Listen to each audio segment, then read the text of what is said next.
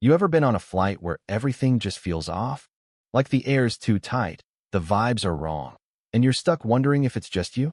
That's where I was Dr. Lena Carter, neurologist, exhausted, boarding a red-eye from Chicago to Seattle, ready to crash in my first-class seat, 2A, window side, my little sanctuary for the next 5 hours. I just finished back-to-back brain surgeries and a grueling lecture circuit, so all I wanted was to sink into that plush leather, pop in my earbuds, and forget the world. But then this guy Vincent Caldwell, big shot CEO of some tech empire called Nexacora, storms in like he owns the plane, suit crisp, ego crisper, and decides my seat is his personal throne. "Ma'am, you're in my spot," he says, voice dripping with that I'm important and you're not energy, his gray eyes narrowing like I'm some gatecrasher in his VIP lounge. I'm in dark jeans, a cozy sweater, not exactly screaming first-class elite, but I know my boarding pass 2A, confirmed months ago. I hold it up, calm as I can muster. "This is my seat, sir." 2A. "You're in 2B, right next to me." His face twists, like I just insulted his entire bloodline. "There's been a mistake," he snaps, loud enough for the whole cabin to turn. "I always book this seat. Check with the crew." The flight attendant, a nervous kid named Emily, scurries over, her smile wobbling. Ma'am, can I see your pass again?" I hand it over, feeling that familiar sting having to prove I belong, again, because apparently a black woman in first class is some kind of anomaly. Vincent's not letting it go. He's towering over me, 6 feet 3 inches of entitlement, waving his phone like it's a scepter. I'm texting my guy at the airline. This gets fixed now. The older couple across the aisle starts whispering, their glances sharp, judgmental. Yep. I hear the standards these days, jab loud and clear. Emily's flipping through her tablet, looking like she'd rather be anywhere else, and the head attendant, Paul, steps in, all fake calm. "Dr. Carter, maybe we can find you a nice seat in premium economy? Extra legroom, vouchers for your trouble?" My chest tightens. Not this again. The assumption I'm the one who needs to move. But I'm not just a doctor. I'm a federal air marshal, trained to spot trouble, and something about Vincent's desperation for this exact seat is screaming red flags. I stay cool, say, "No thanks, I'm staying right here." Vincent's jaw clenches, and he mutters something about his critical meeting in Seattle, but his eyes keep darting to the overhead bin above my seat.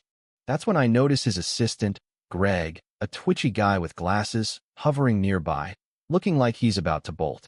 The captain announces a delay's eating issues, of course, and Vincent's practically vibrating with impatience. I'm done playing nice. When he reaches for my bag in the bin, no permission, no warning, I stand, slow and deliberate, and pull out my badge.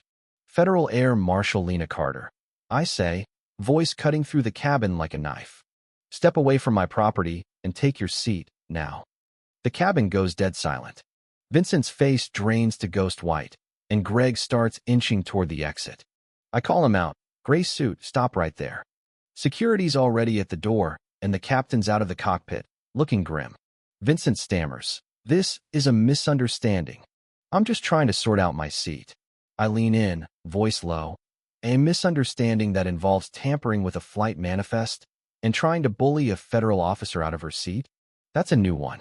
Turns out, Vincent's not just a jerk, he's running a scheme, smuggling prototype encryption chips for Nexacora, hidden in seat 2 as frame, using commercial flights as cover and racial bias as a distraction. My seat was his drop point, and he thought he could push me out because, well, people like him usually get away with it. Fast forward, I'm kneeling by my seat, finding a tiny device taped underneath high-tech, military grade, not your average USB stick. The FBI's looped in, and we learn Vincent's been at this for months, bumping black passengers from his special seat, banking on no one questioning a white XX tantrum. By the time we land in Seattle, I'm working double duty delivering my keynote at a medical conference while tracking Vincent's contact, an airline exec named Richard Holt. At the conference hotel, I spot Holt meeting a shaky flight attendant, Mike, who's been slipping Vincent's components through security. In a private room, surrounded by half-assembled tech, I confront Holt. "Game's over," I tell him, badge out, as he tries to spin some nonsense about legitimate business.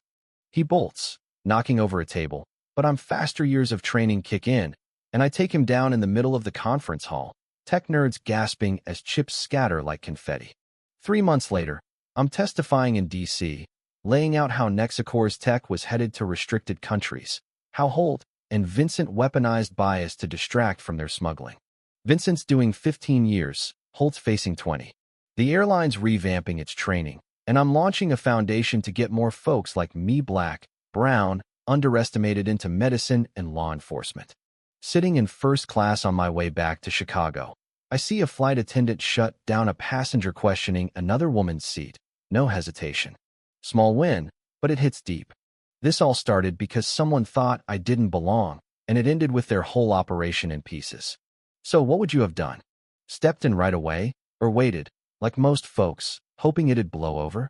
Drop a 1 for jumping in, 2 for hesitating, and tell Muhins the last time you saw someone treated like they didn't belong? Hit that like button, subscribe, and let's talk about standing up, because trust me, sometimes staying in your seat changes everything.